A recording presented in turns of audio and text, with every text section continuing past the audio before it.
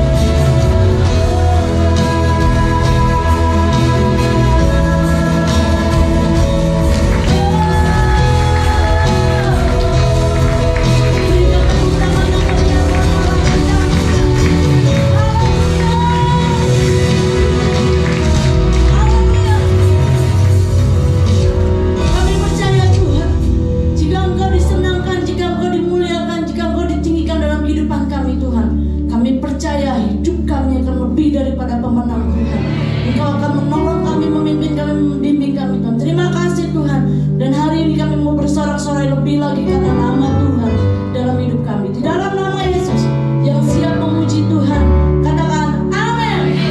Katakan amin. Berikan tepuk tangan yang meriah buat Allah kita. Mari kita menyambut Allah kita.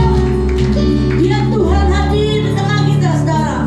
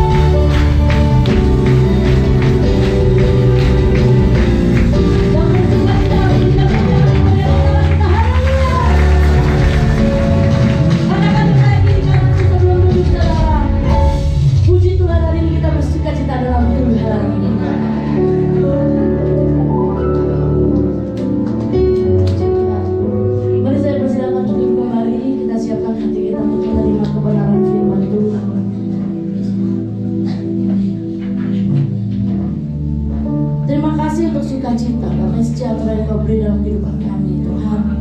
Kami sungguh sangat bersukacita di dalam hadirat-Mu. Terima kasih Tuhan Yesus, terima kasih Tuhan.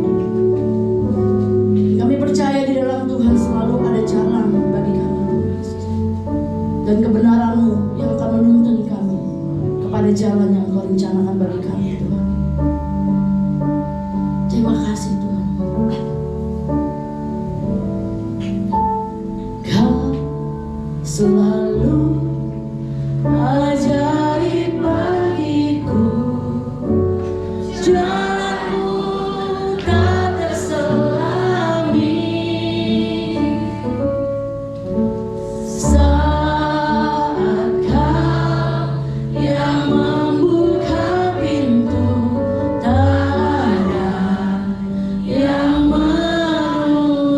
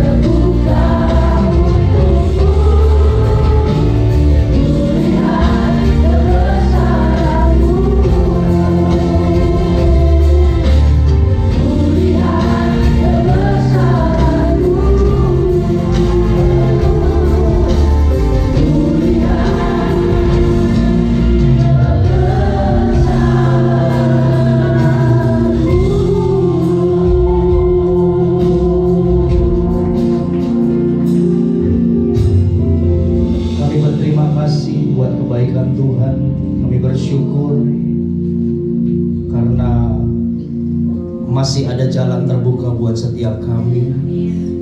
Di saat kami mungkin mengalami jalan buntu, di saat kami mungkin mengalami persoalan, pergumulan apapun itu, tapi kami sangat percaya bahwa sampai hari ini mujizat-Mu masih tetap terjadi bagi kami yang percaya dan berharap hanya kepada Engkau, Tuhan Yesus.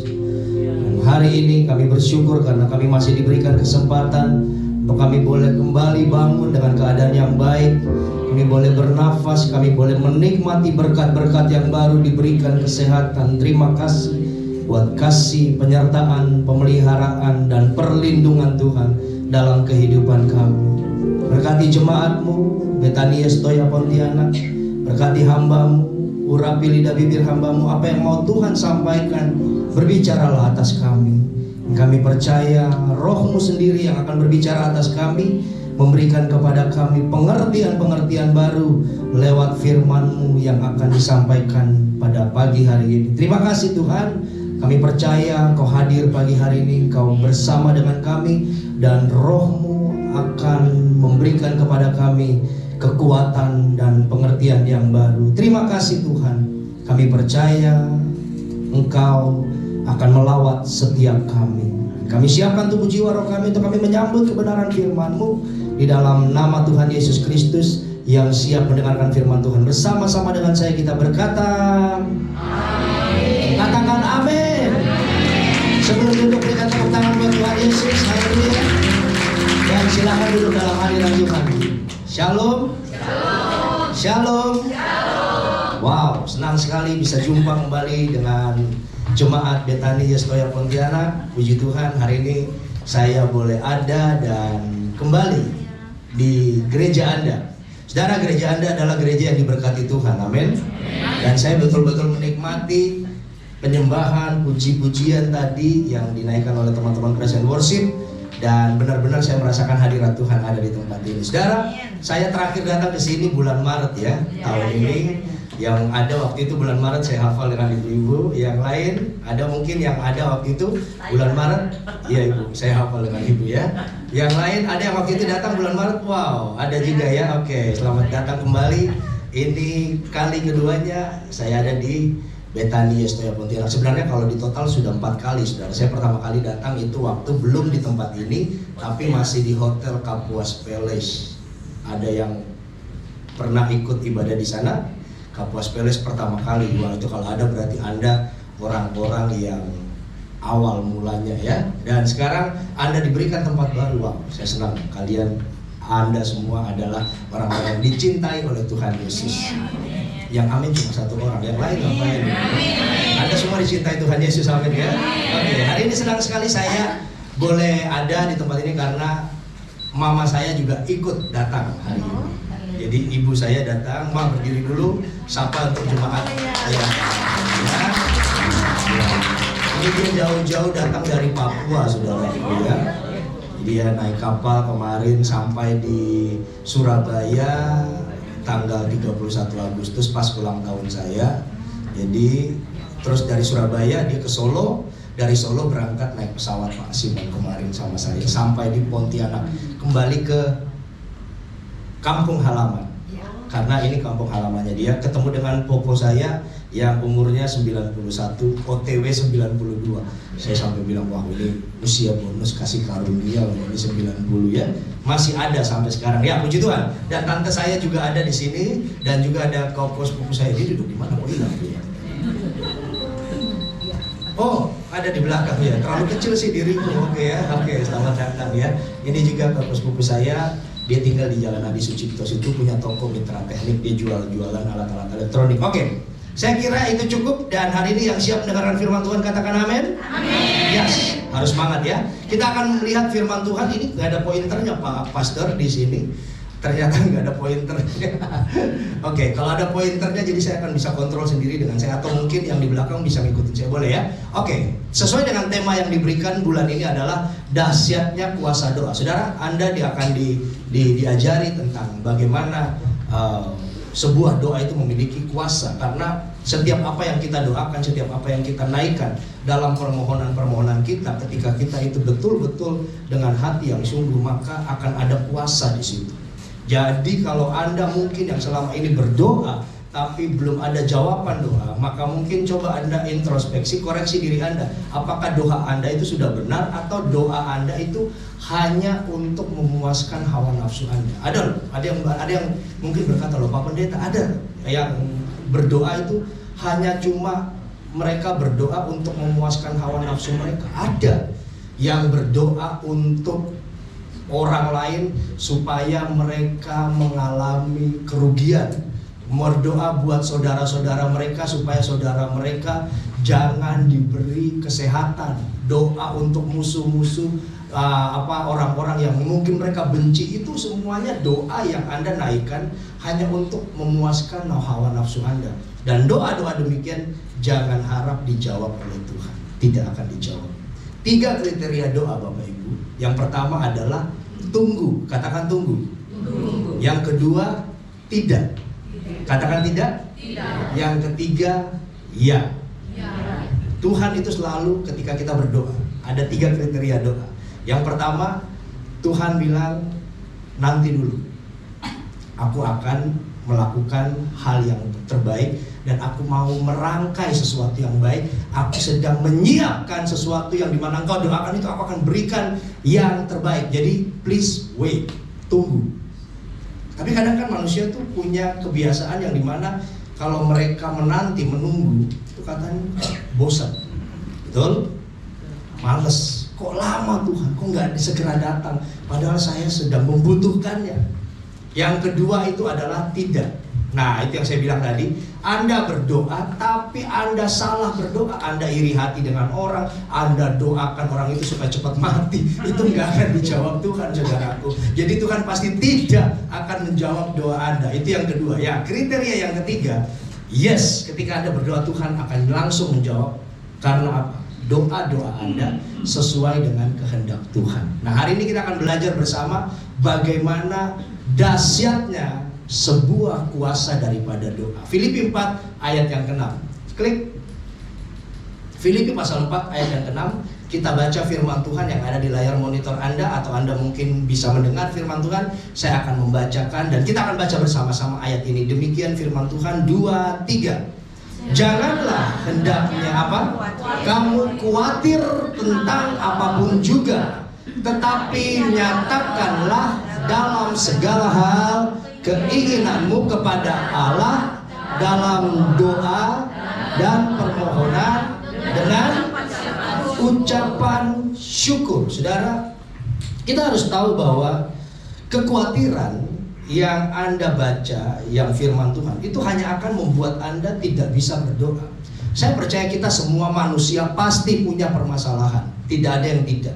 Kalau Anda di sini datang, Anda bilang saya nggak punya masalah Pak, saya bebas dari masalah. Saya mau berkata, Anda tidak mungkin tidak punya masalah. Kalau Anda mau tidak punya masalah selesai, masuklah ke dalam liang kubur 2 kali 1, dikubur selesai, itu baru Anda ada masalah. Tapi ketika kita selama masih bernafas, masih hidup, pasti ada yang namanya masalah. Tetapi ingat bahwa kekhawatiran itu, ditayangkan saja ayatnya, kekhawatiran itu tidak akan membuat kita itu menjadi orang-orang yang bisa fokus berdoa.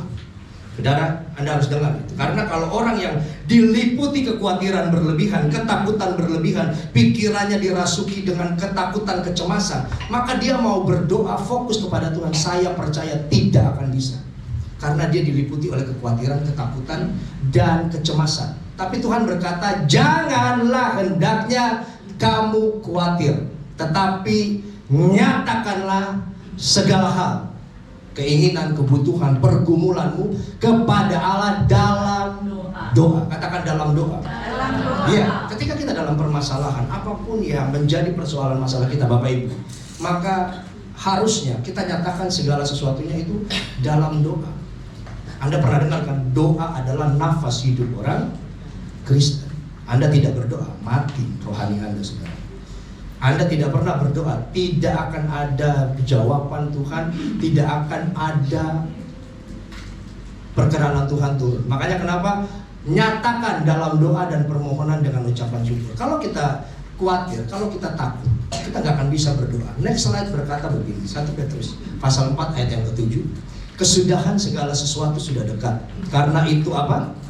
Kuasailah dirimu dan jadilah tenang. Katakan jadilah tenang. Ini yang susah. Orang zaman sekarang mereka mau tenang susah karena mereka banyak diliputi kekhawatiran, ketakutan. Akibatnya diri mereka dikuasai oleh yang namanya kecemasan berlebihan. Berakibat mereka nggak bisa berdoa. Kenapa? Karena kita harus bisa menguasai diri dalam segala hal, menjadi tenang supaya kita dapat berdoa, kita bisa fokus kepada Tuhan. Yang mengerti katakan amin. Seringkali orang-orang mereka itu tidak bisa berdoa. Mereka tidak bisa fokus kepada Tuhan. Karena apa? Permasalahan yang terjadi. Mereka fokusnya bukan sama Tuhan, tapi mereka fokusnya kepada masalah yang terjadi. Mereka melihat ini yang bahaya, yang terjadi, yang sedang mereka hadapi. Mereka lupa bahwa Tuhan mereka lebih besar daripada masalah mereka. Haleluya. Makanya kenapa kalau kita sebagai manusia, ketika kita ada dalam hidup ini, saya percaya pasti adalah semua kita punya masalah. Beda. Saya pendeta, mungkin Anda berkata, Pak Ali yang punya masalah. Oh punya, saudara. Bedanya kita, permasalahan kita beda. Anda mungkin dalam bisnis, saya dalam dalam pelayanan, atau Anda yang mungkin dalam masalah keluarga atau apa saja, atau sedang berdoa buat masalah anak-anak Anda. Semua pasti punya permasalahan. Tapi Tuhan katakan kepada kita hari ini, jangan berhenti berdoa. Teruslah berdoa. Karena doa itu merupakan kekuatan daripada kita orang-orang Kristen. Haleluya. Oleh karena itu hari ini dua hal yang ingin saya bagikan buat kita, supaya kita menjadi pribadi-pribadi yang mengalami dahsyatnya kuasa doa. Yang pertama, klik next. Anda harus percaya tanpa ragu. Katakan percaya tanpa ragu. Seringkali orang itu mereka katakan saya percaya, tapi ketika mereka habis doa, mereka batin sendiri dalam hati. Wah, ini gak iso kita aneh mati. Kelihatannya mati orang ini. Saudara, kelihatan waktu Anda pernah nggak? Kalau Anda datang terus kemudian Anda diminta untuk mendoakan, Anda mendoakan sebuah orang yang sakit, terus habis doakan, ketika Anda doakan Anda lihat, percaya Tuhan berikan mujizat. Begitu Anda buka mata, Anda lihat kondisinya sudah kayak ikan mas koki yang kehabisan udara gitu. Gitu. Pasti Anda batin, wah ini kayaknya mati. Berarti Anda ragu dengan apa yang Anda doakan. Kalau Anda sudah percaya, Anda katakan dengan iman, percaya bahwa didoakan sembuh dalam nama Yesus, maka percaya bahwa apa yang Anda perkatakan, apa yang Anda ucapkan itu akan terjadi. Tapi seringkali orang mereka ragu. Mereka doa dalam sebuah ucapan syukur. Berkati makanan ini, sucikan, kuduskan, biarlah makanan ini menjadi kesehatan bagi tubuh kami. Kami sambut dengan penuh ucapan syukur dalam nama Yesus. Begitu mau dimakan, ada temannya bilang, jangan banyak-banyak makan babinya nanti kolesterol. Berarti mereka tidak percaya dengan apa yang mereka doakan. Tapi memang benar saudara, seringkali manusia seperti itu. Mereka itu percaya, tapi mereka itu penuh keraguan. Kalau hari ini Tuhan ingatkan kepada kita, ketika Anda ingin mengalami dahsyatnya kuasa doa, apa yang Anda doakan? Percaya penuh tanpa ragu, saudaraku. Matius 21 ayat 22. Coba kita baca ayatnya semuanya. 2, 3. Dan apa saja yang kamu minta dalam doa, dengan penuh kepercayaan, kamu akan menerimanya. Yang percaya katakan amin. Ini perkataan Tuhan Yesus, yang Yesus sendiri berkata bahwa apa saja yang kamu minta dalam doa dengan penuh kepercayaan. Ini berarti kepercayaan kita harus penuh, utuh, tidak boleh kurang, tidak boleh setengah, tapi harus penuh, utuh, maka kamu akan menerimanya. Yang percaya katakan amin. Oleh karena itu pagi hari ini kita belajar dalam poin saya tulis di situ, bagian kita percaya saja tanpa keraguan. Oke, bagian kita percaya saja tanpa keraguan. Anda boleh lihat next slide, nanti Anda baca di rumah Markus 5, 21 sampai 43, karena kalau kita baca ini kita akan selesai nanti jam 3, saudara. Tapi saya akan cerita cepat saja. Ini peristiwa di mana ketika Tuhan Yesus itu sedang menyusuri sebuah tempat, dan dia ketika berjalan, ada seorang kepala rumah ibadat itu datang yang bernama Yairus. Nah, kepala rumah ibadat ini ngomong sama Tuhan, Tuhan, anakku perempuan sakit dan hampir mati, tolong datang ke rumahku. Main dicek pelan-pelan bro. Datang ke rumahku Tuhan, anak saya sakit dan hampir mati. Nah, sewaktu Tuhan Yesus itu sedang berjalan menuju ke rumah kepala rumah ibadat ini, dia bertemu lagi dengan seorang wanita yang sakit pendarahan 12 tahun. Anda ingat cerita itu? Nah, ketika perempuan itu menjamah jubah Yesus, perempuan itu akhirnya sembuh. Yes, ada kuasa yang keluar, yang dimana Tuhan Yesus itu heran. Dan dia berhenti di tengah kerumunan banyak orang, yang waktu dia berjalan, dia berkata, siapa yang menjamah jubahku? Padahal waktu itu Yesus viral, saudaraku.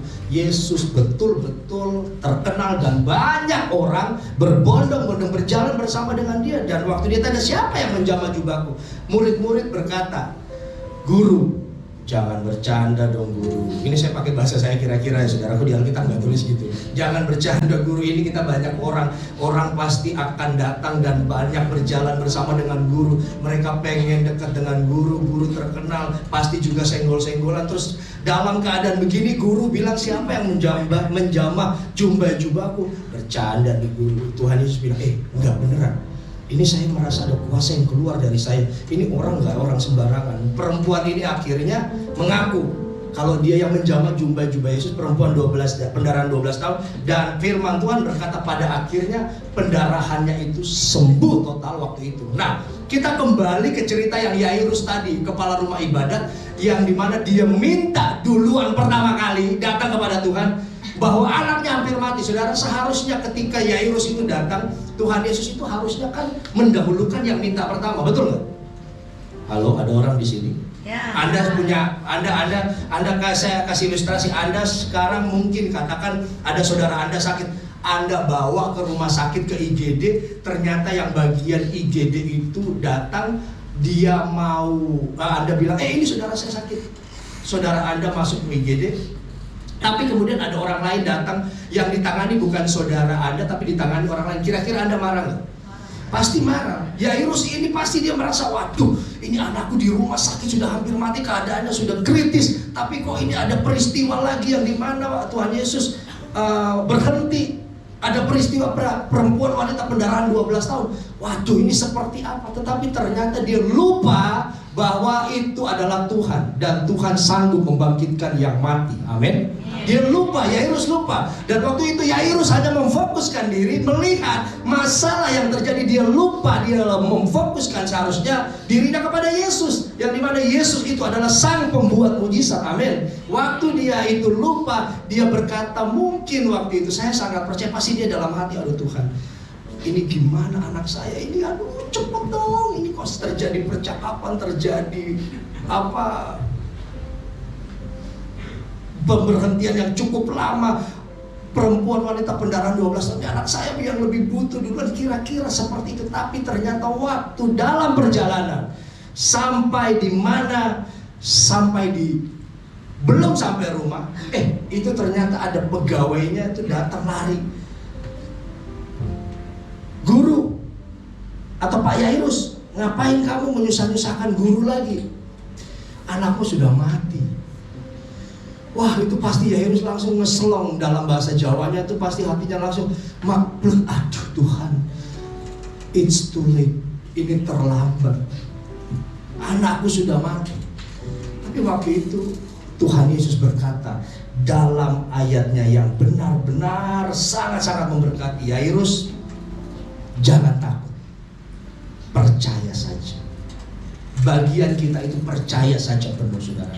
Waktu Yairus dikatakan seperti itu sama Tuhan Yesus, jangan takut, percaya saja.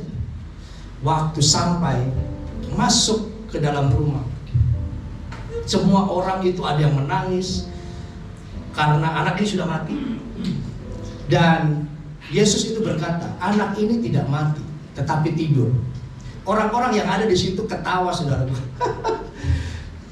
Ini gila, ini sudah jelas-jelas mati. Mereka menertawakan Yesus, tapi Yesus, firman Tuhan berkata, nanti Anda baca Markus 5 ayat 21 sampai 43. PR buat Anda minggu depan ulangan, saudara ya. Enggak. Nah, Yesus mengusir mereka yang menertawakan dia. Keluar kalian. Saya akan masuk, saya akan mengajak orang tua anak-anak ini, dan saya akan mengajak murid-murid saya. Petrus, Yakobus, Yohanes diajak. Kemudian waktu sampai di dalam, dia berkata, Talita kum, yang artinya, hai anak perempuan, bangkitlah. Dan saudaraku, waktu itu langsung, seketika itu juga firman Tuhan berkata, anak itu langsung bangkit. Karena Yairus percaya. Amin. Kalau kita percaya tanpa ragu, saudara, apa yang Anda doakan, apa yang Anda imani, apa yang Anda sekarang sedang gumulkan, percaya tanpa ragu. Seringkali orang ditanya percaya nggak percaya, tapi hati mereka bilang nggak mungkin. Betul? Jangan ada dusta di antara kita, saudara. Betul ya, manusia seringkali begitu. Ditanya percaya nggak? Percaya, tapi hati mereka masih ragu, Bapak Ibu. Tapi hari ini Tuhan ingatkan, jangan pernah ragu dengan Tuhan. Karena sekali Tuhan berfirman, sekali Tuhan memberikan janjinya, maka Ia akan menggenapi dan menepatinya. Saudara, Yairus menerima mujizat. Tidak hanya itu, anaknya dibangkitkan. Karena bagian dia hanya percaya. Kita pun dalam kehidupan ini, bagian kita hanya percaya saja. Amin. Oke. Next slide. Oke, saudara, Anda lihat foto ini. Ini adalah WL Bethany Eden, anak yud saya. Namanya Samuel. Saya akan cerita sedikit. Dia mengalami kesaksian yang luar biasa. Nah, 9 tahun yang lalu anaknya yang namanya Jennifer ini kebetulan belum lahir, jadi masih dalam kandungan. Saudara, waktu saya itu masih pelayanan di Surabaya, istrinya ini tengah mengandung. Jadi sekitar 3 bulan, 4 bulan itu. Waktu dia periksa, dokter itu memvonis dan memeriksa kandungan ini adanya kelainan kromosom, yang dimana menyebabkan anak ini itu kalau lahir dia akan cacat seperti orang Down syndrome, saudaraku ya. Anda tahu ya orang yang Down syndrome. Dan waktu dokter mengatakan ini, mereka akhirnya mengalami tekanan, saudara, mengalami pukulan. Kenapa seperti ini Tuhan? Aku sudah setia melayani Tuhan, aku sudah sungguh-sungguh dalam pelayananku, tapi kok aku mendapat persoalan, pencobaan seperti ini. Waktu saya ke Surabaya, kita ngobrol, dia cerita sama saya, istrinya waktu itu yang tengah mengandung ngobrol juga. Istrinya ini nangis terus karena nggak bisa menerima kenyataan ini. Orang tua mana yang nggak sedih, saudaraku, ketika divonis sama dokter anaknya yang kau kandung dan kau akan lahirkan nanti bakal cacat. Ya pasti semuanya sedih, betul ya? Nah, dia ini coba berkata sama saya, kok saya ini mengalami hal yang betul-betul di luar kemampuan saya. Saya cuma bilang, saya ingat ayat ini.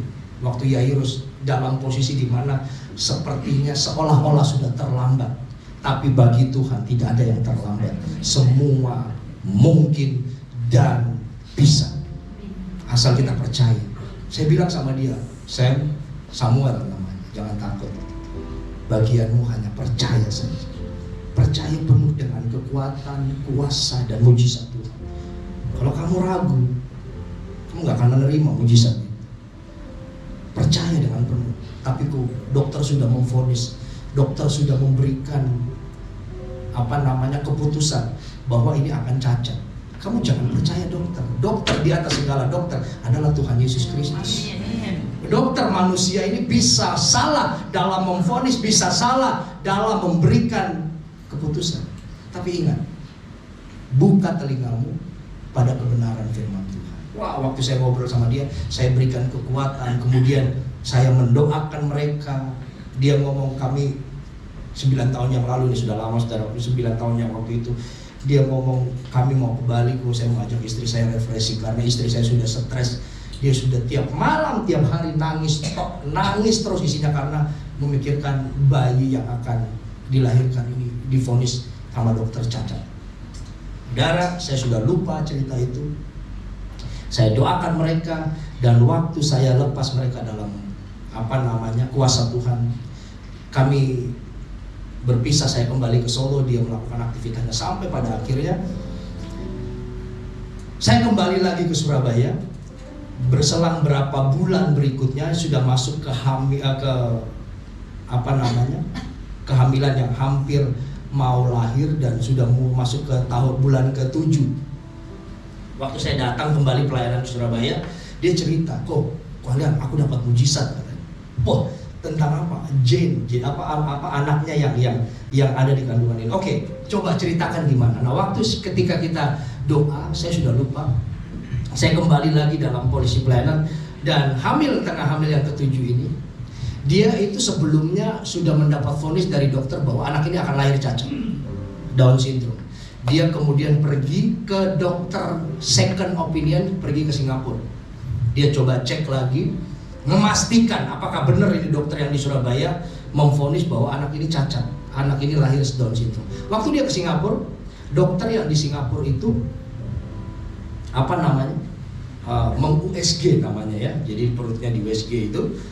Dokter Singapura ngomong, anak ini pertumbuhannya baik, tidak ada masalah, tidak ada kelainan dalam pertumbuhan bayinya. Terus Samuel ini sama istrinya lihat-lihatan gitu. Wah, kita dapat mujizat. Mungkin kira-kira bahasa telepatinya kayak gitu ya.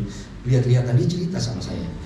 Kok dokter yang di Surabaya bilang cacat, lahirnya nanti bakal Down syndrome, mengalami kelainan kromosom, tapi di Singapura kok bilangnya ini baik, pertumbuhannya tangan semuanya, kan dilihat di layar TV kan bisa ya waktu orang di USG seperti itu, anak ini baik pertumbuhannya, tangan, kaki semuanya normal. Wah, mereka mantap.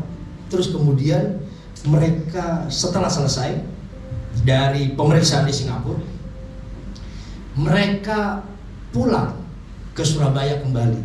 Mereka periksa ke dokter yang sama yang berkata anak ini cacat. Halo? Mereka periksa ke dokter yang sama yang berkata anak ini cacat, yang memvonis anak ini cacat. Waktu sampai di situ, dokter ini lupa dengan mereka. Dokter ini kemudian suruh tidur di kasur yang biasa dipakai untuk USG itu. Dokter ini semprotkan cairan dan kemudian di USG perutnya, dokter sambil melihat TV gitu, diperiksa perutnya. Dokter yang memvonis cacat ini ngomong, ini anak tumbuh sehat, normal, tidak ada kelainan apapun dan semua baik. Wih, mereka dapat peneguhan kembali kedua. Ini terus Samuel sama istrinya ini lihat-lihatan. Wah, berarti mereka dapat fix, mujizat terjadi. Saudara, ketika selesai duduk, dokternya tuh sambil buat resep. Ini Samuel cerita sama saya, buat resep. Mereka berdua di depan. Ini kalian minum vitamin ya, saya kasih vitamin penguat kandungan. Kalian minum ini, nanti obat ini jangan lupa supaya bayinya nanti sehat. Setelah selesai dikasih resepnya, waktu mereka terima, oke, sudah selesai. Ada yang mau ditanyakan lagi? Si Samuel sama istrinya ini ngomong, dokter ingat saya nggak? Dokternya bingung karena pasiennya banyak, mungkin jadi lupa ya. Dan itu sudah berlangsung sekian bulan, lebih 2, 3, 4 bulanan, udah lupa. Karena itu bulan-bulan awal yang dimana dokter ini ngomong bahwa anak ini cacat. Siapa kamu? Dokter yang waktu itu periksa anak saya ini, yang dokter sendiri memvonis bahwa anak saya ini cacat, kelainan kromosom yang bakal lahir nanti akan Down syndrome. Wih, dia kaget. Oh iya, kamu. Loh, tadi kan waktu saya periksa kan normal. Iya, benar dok. Tidur lagi, saya mau periksa lagi saudara. Jadi disuruh tidur lagi, kedua kali disuruh buka, diperiksa ulang saudaraku. Sama dokter dimantepin kembali, diperiksa sama dokternya. Loh iya, ternyata ini kok sembuh ya. Wah, bersyukur loh, ini normal. Dilihat sampai dokternya sendiri bilang, ini di luar kemampuan saya sebagai dokter. Ini adalah mujizat. Dokternya ngomong seperti itu saudara. Ini kalau bukan Tuhan, enggak mungkin. Dan waktu anak itu akhirnya bertumbuh dalam posisi akhirnya dilahirkan, sehat sempurna, dan ini anaknya usia sudah 9 tahun, normal, sehat, sempurna, tidak cacat. Tepuk tangan buat Tuhan. Saudara, ini semua adalah keajaiban daripada kuasa doa, yang dimana ketika Anda berdoa percaya tanpa ragu. Karena manusia ketika mereka berkata percaya tapi mereka masih memiliki keraguan, maaf, Anda tidak akan menemukan kuasa, dahsyatnya kuasa dalam doa. Maka dari itu hari ini teruslah engkau percaya tanpa keraguan. Amin. Oke, kita akan lihat poin berikutnya. Di situ saya tulis, jangan pernah ragu dengan apa yang kita doakan. Anda sedang berdoa buat apa sekarang? Istri berdoa buat suami, Anda sedang berdoa buat anak-anak, Anda sedang berdoa buat usahamu, Anda sedang berdoa buat segala sesuatu yang Anda doakan. Percaya bahwa sampai hari ini mujizat masih tetap terjadi bagi orang-orang yang percaya kepada Tuhan Yesus. Sekali lagi tepuk tangan buat Tuhan. Kau tak pernah mencobai. Ya, yang bisa pujian ini sama-sama. Lebih dari kekuatanku, bahkan di padang gurunku, ku alami keajaibanmu. Kau tak pernah mencoba. Kau tak pernah mencobai. Lebih dari kekuatanku, bahkan di padang gurunku, ku alami keajaibanmu. Semua aku percaya bahwa Allahku selalu bekerja bagiku untuk mendatangkan kebaikan bagiku. Yang mengasihimu Tuhan, aku percaya bahwa Allahku selalu bekerja bagiku untuk mendatangkan kebaikan bagiku. Yang mengasihimu Tuhan, aku percaya. Yang percaya bahwa kuasa Tuhan sampai hari ini masih telah terjadi, katakan amin. Jadi jangan pernah ragu saudaraku, ini mujizat terjadi dan ini saksi hidup yang sampai hari ini dia mengalami bahwa anaknya sehat sempurna tanpa cacat. Karena apa? Percaya tanpa ragu. Dahsyatnya kuasa doa saudara. Ketika Anda percaya tanpa ragu, pasti Anda akan mengalami sebuah keajaiban yang dahsyat. Nah, yang kedua, yang terakhir saudaraku, apa yang harus kita lakukan dan kita jaga dalam kehidupan kita untuk mengalami yang namanya dahsyatnya kuasa doa? Anda harus hidup dalam kebenaran. Katakan hidup dalam kebenaran. 2, 3. Sekali lagi katakan hidup dalam kebenaran. 1 Petrus pasal 3 ayat yang ke-12. Demikian firman Tuhan, semuanya baca 2, 3.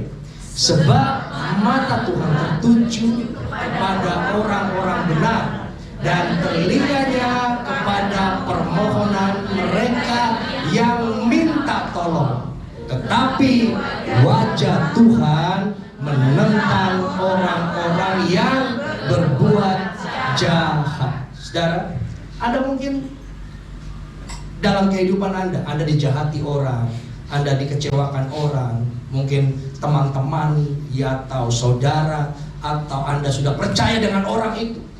Tapi ingat bahwa ketika Anda belajar hidup dalam kebenaran, dalam firman, maka pembelaan Tuhan itu yang akan ada dalam kehidupan kita. Jadi jangan pernah takut bahwa kenapa saya kok dikecewakan ya, kenapa saya kok dirugikan, kenapa saya kok dibeginikan oleh orang yang saya sudah percaya, oleh saudara sendiri yang dimana saya ini sudah tolong dan bantu dia, tapi kenapa saya dikhianati. Ingat, ketika kita belajar dalam hidup kebenaran, percaya bahwa mata Tuhan tertuju kepada Anda yang hidupnya benar, yang hidupnya sungguh-sungguh kepada Tuhan, sebab Tuhan itu menentang orang-orang yang berbuat jahat. Jadi tenang saja saudara. Katakan tenang saja. Kalau bahasa orang Batak bilang tenang. Katakan tenang. Oke, tenang ya. Saya punya teman banyak orang Batak, saudaraku, jadi agak-agak tahu bahasa Batak. Judika itu teman baik saya, saudaraku, ya. Kita sering main bersama dulu, main F aja gitu. Main F pelan-pelan ya. Dulu kita sering main bareng sama-sama dengan dia. Makanya saya sedikit banyak belajar bahasa Batak. Kalau terima kasih Mauliate atau bujur ya, bahasa orang Medan. Oke, mungkin di sini nggak ada yang tahu, jadi nggak apa-apa lah, kita bahasa roh aja aman di sini ya. Kalau bahasa roh pasti tahu semua. Oke, saudara, mata Tuhan itu tertuju kepada namanya orang-orang benar. Jadi jangan pernah takut.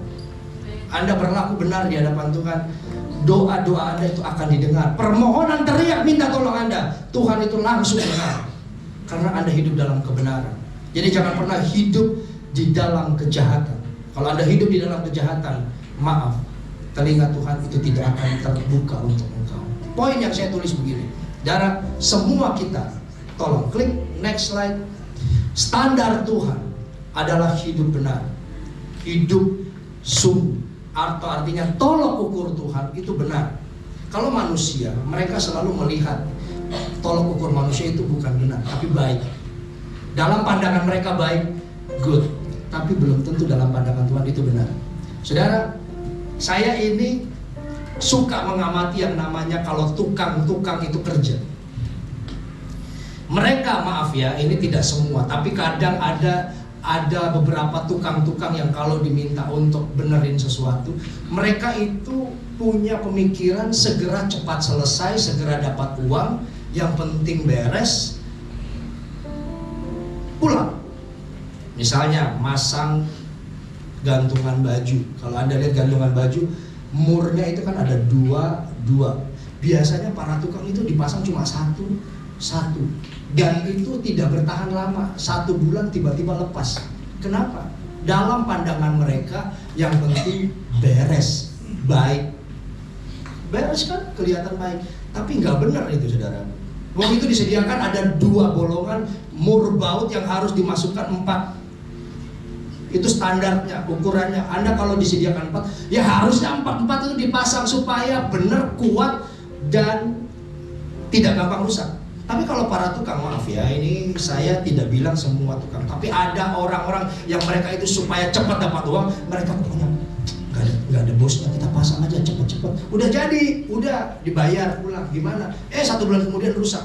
Saya lihat ternyata dalam pandangan manusia yang kelihatannya baik, tapi ini nggak benar, saudara. Yang mengerti katakan amin. Standar Tuhan, tolok ukur Tuhan itu adalah hidup benar. Karena kalau dalam kebenaran Anda hidup, itu ada kebaikan. Dan di dalam kebenaran itu sudah mengandung unsur kebaikan. Tapi kalau Anda melakukan hal yang baik saja, di dalamnya belum tentu ada kebenaran. Karena dalam pandangan manusia seringkali, oh good, baik, tapi standar Tuhan lain.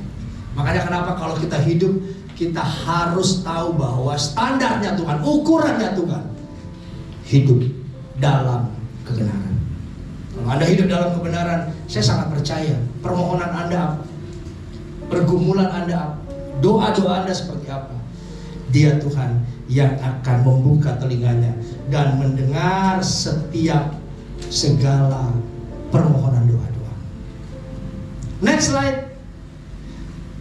Tuhan selalu memprioritaskan, katakan prioritas, 2, 3.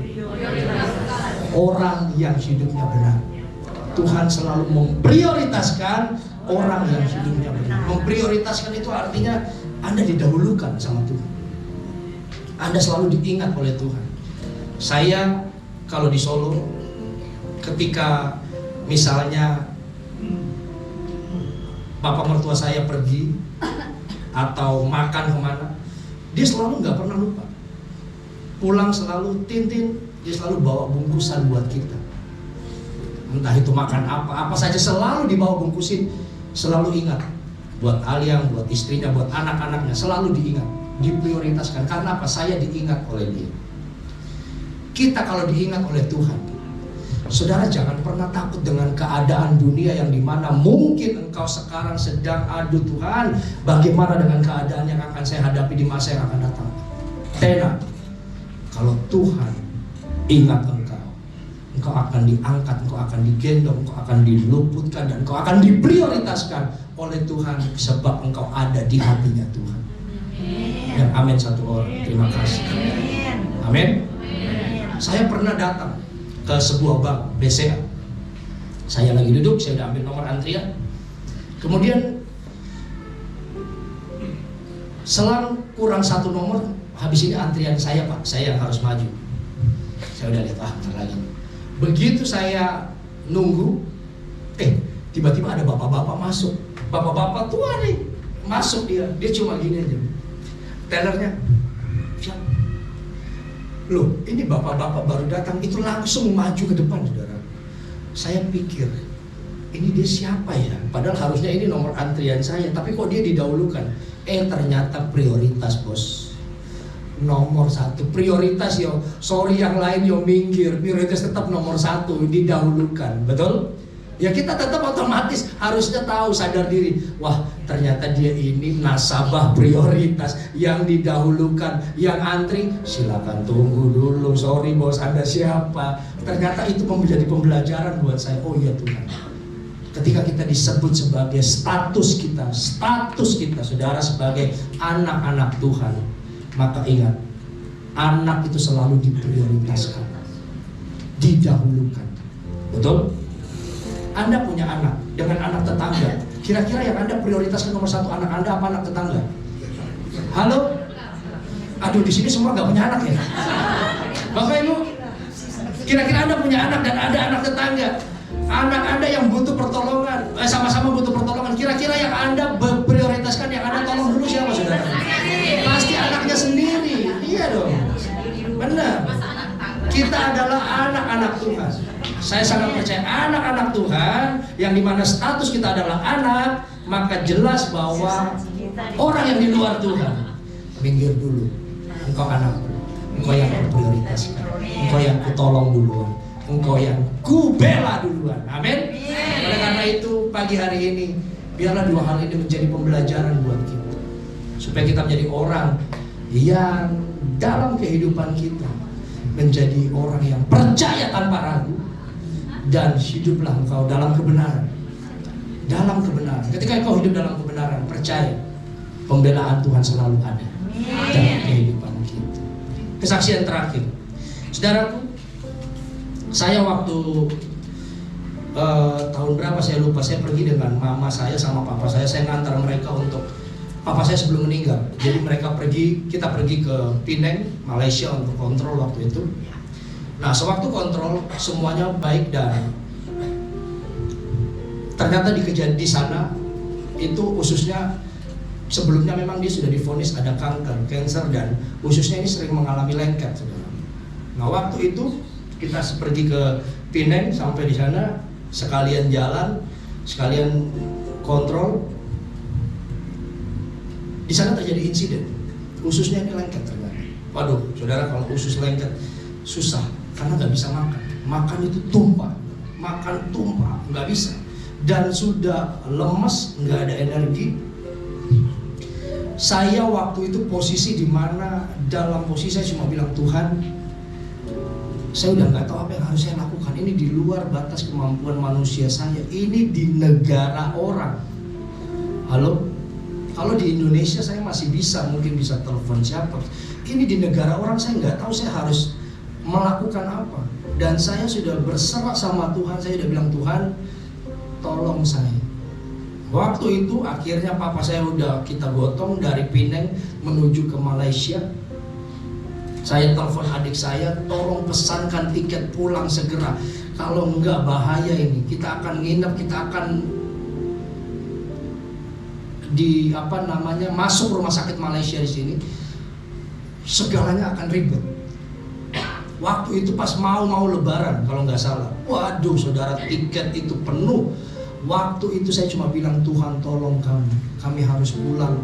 Ini papa harus segera dirawat karena dia udah lemes, tidak bisa makanan, nggak bisa masuk, nggak ada yang memberikan energi, suplainya udah nggak ada, udah lemes. Saya sudah doa, saya minta tolong adik saya untuk supaya segera pesankan tiket, dan puji Tuhan dapat tiket 3 terakhir. Saudaraku, waktu itu saya cuma bilang, Tuhan terima kasih.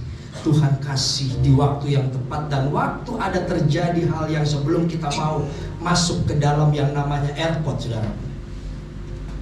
Saya itu sudah posisi di mana tas saya taruh di depan saya nggak cantolin, saya taruh di bawah kaki saya di mobil. Papa saya di belakang sama mama saya itu sudah, papa saya udah lemes. Kita dalam perjalanan, saya cuma bilang, Tuhan tolong kami. Pikiran saya ini sudah kalut, jadi sudah kayak orang bercampur dan nggak tahu harus berbuat apa di saat seperti itu. Seperti yang saya bilang tadi, ketika kita nggak dalam kekhawatiran, dalam ketakutan, kita seperti kayak mau ngomong sama Tuhan tuh kayak orang bingung karena pikirannya tuh bercabang-cabang gitu loh, saudara. Mengerti yang saya maksud ya? Jadi saya itu doa, saya bilang ke Tuhan, tolong saya supaya saya fokus, supaya saya ini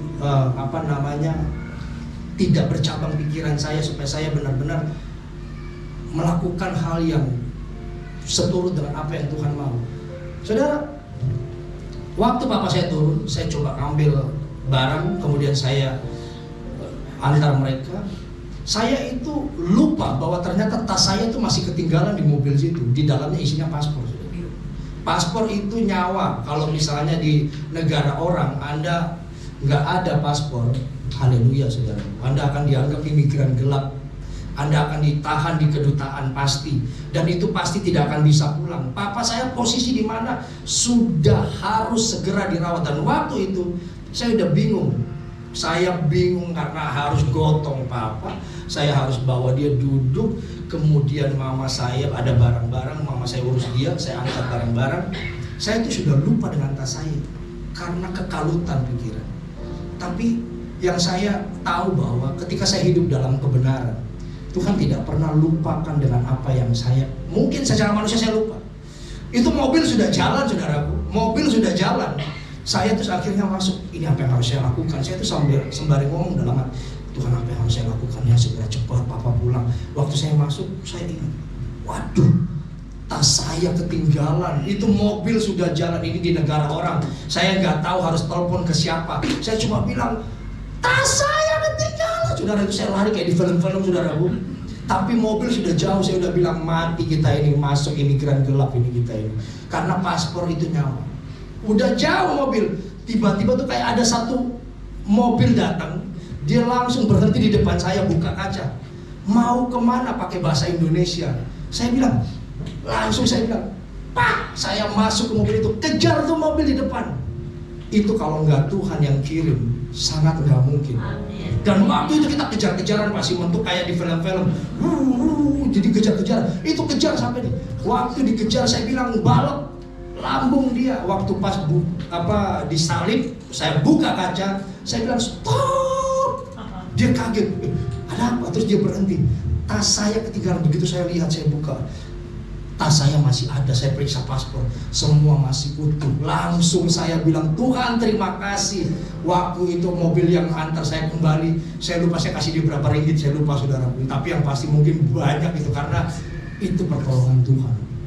Di saat-saat terakhir kritis yang dimana saya sudah tidak tahu lagi harus berbuat apa, tapi ternyata Tuhan ingat. Tuhan ingatkan saya, tenang nak, kamu dalam posisi di mana kamu mungkin sudah di luar batas kemampuan manusiamu, tapi aku Tuhan yang mengingatkan engkau dan menolong engkau sampai di titik di mana batas kemanusiaanmu tidak bisa lagi engkau lakukan. Tapi aku yang memprioritaskan, aku yang mengingat engkau, karena engkau berlaku benar di hadapan. Amin. Dan puji Tuhan, kami naik ke pesawat. Saudara, itu pesawat penuh, kumpul dengan para semua TKW-TKW yang mau pulang ke Indonesia. Kami duduk di belakang dekat toilet, sudah penuh. Dan itu pertolongan Tuhan sempurna, saudara. Kalau tidak ada Tuhan, saya nggak tahu.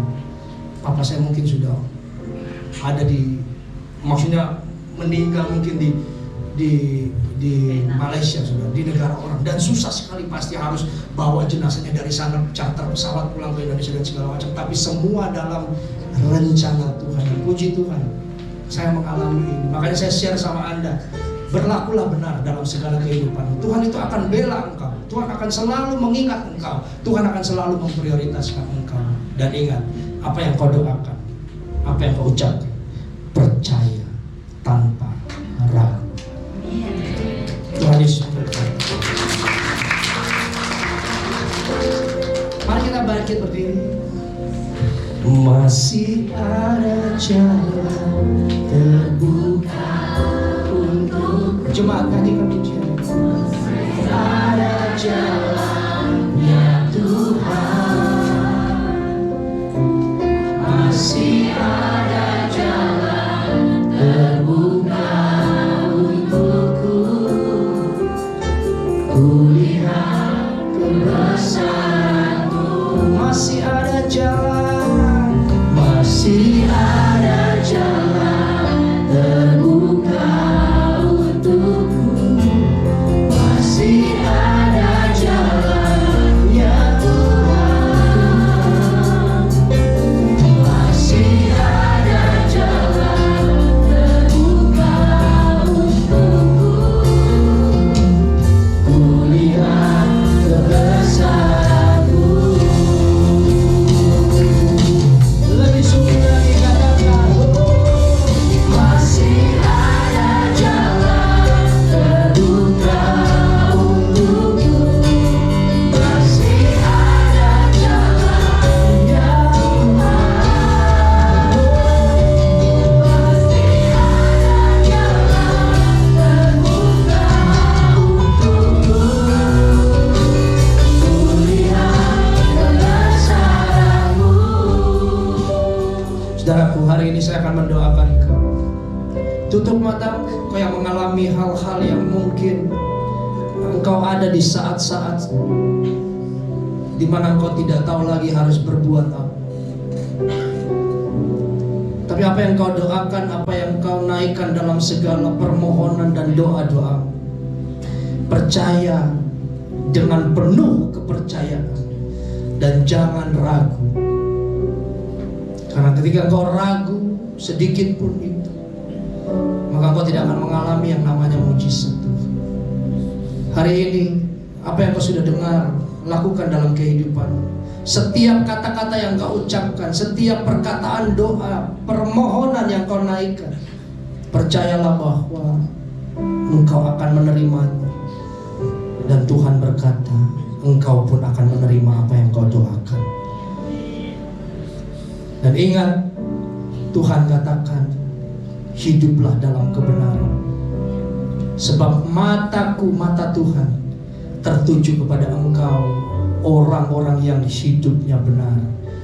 Sekalipun mungkin engkau ingin dijatuhkan, engkau ingin dihancurkan, engkau mungkin ingin dibuat oleh orang-orang sekelilingmu untuk engkau jatuh. Tapi ingat, ketika engkau hidup dalam kebenaran sesuai dengan firman Tuhan, sesuai dengan standar dan ukuran Tuhan, maka pembelaan akan turun atas engkau. Dan semua musuh-musuhmu akan dibuat bertekuk lutut dalam nama Yesus. Mereka akan percaya bahwa Tuhan adalah Tuhan yang hidup. Tuhan akan memprioritaskan engkau karena engkau ada di dalam hati. Oleh karena itu hari ini, jangan pernah ragu dengan Tuhan. Jangan pernah engkau hidup dalam kejahatan. Hiduplah terus dalam standarnya Tuhan, yaitu hidup dalam kebenaran. Tuhan Yesus berkati hamba-hambamu, berkati anak-anakmu, berkati jemaat Betania Stoya Pontianak. Mereka yang sedang sekolah, mereka yang sedang bekerja, mereka yang sedang melakukan usaha apapun, perlindungan Tuhan turun atasmu, kebaikan Tuhan turun atasmu. Dan hamba berdoa, segala niat usaha orang-orang jahat yang ingin menghancurkan segala apa yang mereka kerjakan, dipatahkan di dalam nama Yesus. Katakan, di dalam nama Yesus, aku percaya mujizatmu terjadi buat aku. Katakan, di dalam nama Yesus, aku terima terobosan dalam hidupku. Katakan, di dalam nama Yesus, keluargaku dipulihkan dalam nama Yesus. Terima kasih Bapa, di dalam nama Yesus, suami, istri, anak-anak semua diberkati Tuhan. Terima kasih Bapa. Hamba selesai berbicara, tapi rohmu tidak pernah berhenti berbicara. Berkati jemaat, berkati usaha mereka, berkati pekerjaan, berkati sekolah, berkati apa saja yang mereka kerjakan dan lakukan. Tuhan buat berhasil beruntung dalam nama Yesus. Terima kasih, terima kasih. Haleluya. Sama-sama katakan, oh, masih ada jalan terbuka untukku. Masih ada jalan ya Tuhan. Oh, masih ada jalan terbuka untukku. Ku lihat kebesaranmu. Masih ada jalan terbuka untukku. Masih ada jalan ya Tuhan. Masih ada jalan terbuka untukku.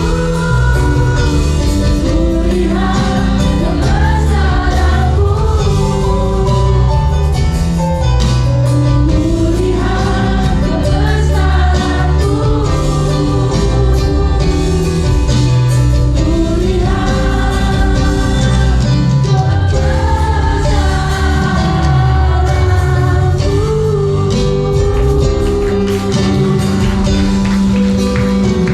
Kami percaya kami terus akan melihat kebesaran Tuhan, keajaiban Tuhan, kedahsyatan Tuhan dalam kehidupan kami.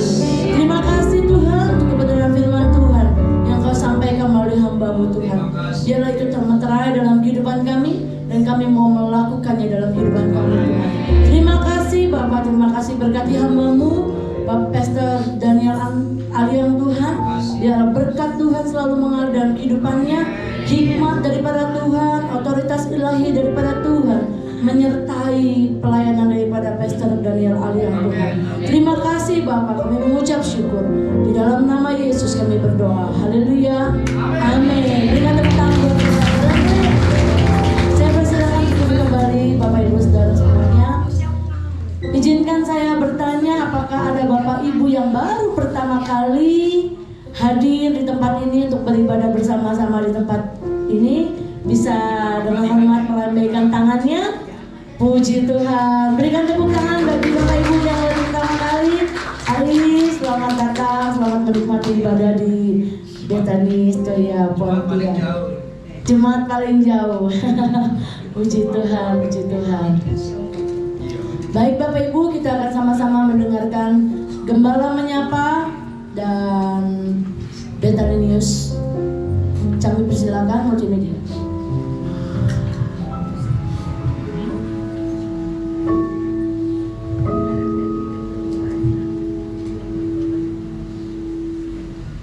Shalom, jemaat Bethany Yestoya yang sekasihi.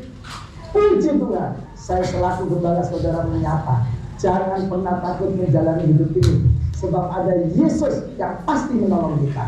Ya, tema bulan September, dahsyatnya kuasa doa. Ayo jemaat bisa berdoa dan mengalami sendiri mujizat Tuhan. Ya, lewat doa saya percaya mujizat sudah terjadi. Jangan lupa program kita, satu pembangunan, puji Tuhan sudah jalan. Yang kedua, ayo family altar. Ini terus tiap minggu lahir FA baru, family altar baru. Ayo saudara yang belum ikut, ayo jemaat ikut semua. Ya, yang satu frekuensi yang cocok dengan saudara. Selamat ber-FA, sebab ini keluarga rohani kita yang kecil. Senang sekali ya. Ayo ber-FA ya. Tuhan Yesus memberkati.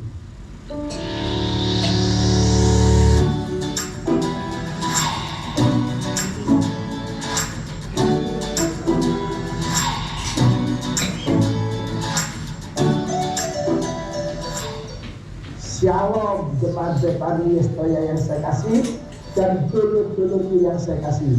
Puji Tuhan, tiap hari Tuhan Yesus adakan mujizat untuk pembangunan Bethany Yestoya Malang 10 lantai. Ini ajaib luar biasa. Kenapa? Karena Yesus yang adakan mujizat dan kita jemaat, para sponsor donatur, kita sudah mengerjakan bagian kita lewat pembelian, gerakan pembelian besi 1 kilo 11.000. Waktu kita kerjakan bagian kita, Yesus yang mengadakan mujizat. Nah, ini saya ada di lokasi pembangunan. Tuhan ajaib, sebentar lagi pengecoran lantai 4. Tuhan Yesus memberkati.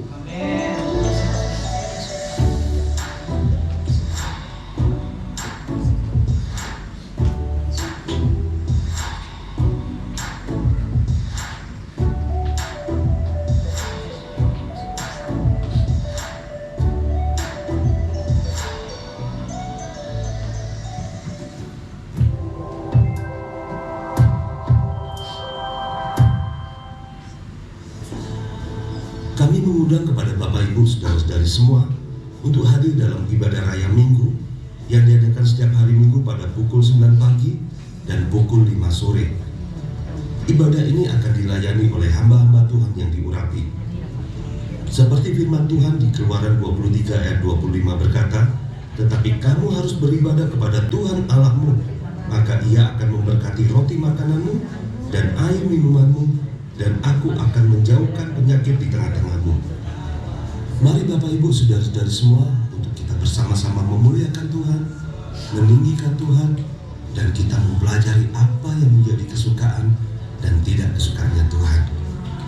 Ajak semua saudara yang kita kasihi, sahabat, teman, semua orang-orang yang kita cintai untuk bersama-sama memuliakan Tuhan di hari Minggu. Hadirilah ibadah doa malam. Ibadah ini berfokus kepada doa, pujian, dan penyembahan, di mana kita percayai di dalam hadirat Tuhan ada kuasa yang bekerja di dalam kita sehingga hidup kita dipulihkan. Ibadah doa malam ini diadakan setiap hari Kamis pada pukul 6:30 malam, bertempat di Gereja Betani Yestoya Pontianak. Tuhan Yesus memberkati.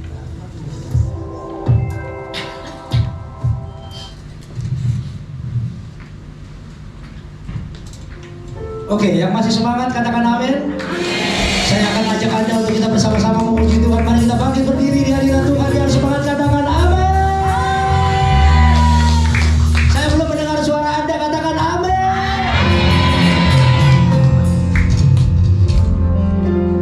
Semua di tempat ini kita akan pulang dengan kuasa dari Tuhan Yesus. Dan hari ini kita akan bersama-sama memuji Tuhan supaya Anda pulang dari tempat ini penuh dengan sukacita. Sekali lagi tepuk tangan buat Tuhan Yesus. Haleluya.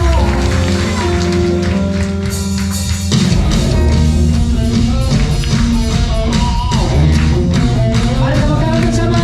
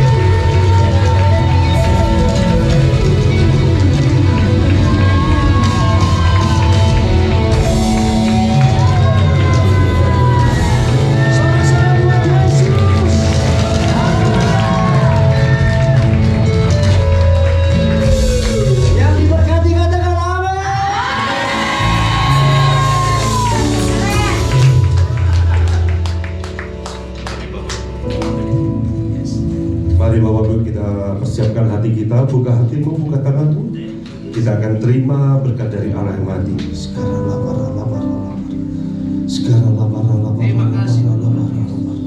Sekarang terima, bawa dan nikmati segala berkat dan damai sejahtera yang berlimpah-limpah dari Allah Bapa di sorga melalui anak yang tunggal itu Yesus Kristus dan persekutuan manusia dengan Roh Kudus dari sekarang sampai Maranatha, sampai Tuhan Yesus datang kedua kalinya untuk menjemput kita di awan-awan permai, bahkan sampai selama-lamanya. Yang percaya bersama-sama kita katakan amin.